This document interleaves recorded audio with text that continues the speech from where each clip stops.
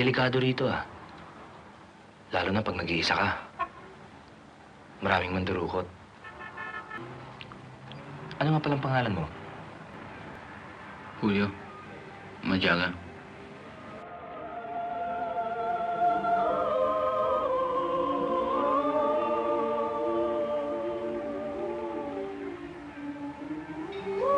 Pinalugog kong buong Maynila. Pero wala si Ligaya. Dito sa pupunta natin, kailangan matibay ang sikmura mo. Galing ka sa konstruksyon, siguro naman mas matibay ka pa sa amin. Mas mahirap dito, pare. Masarap dito kung may pera ka. Kung wala, tepo ka.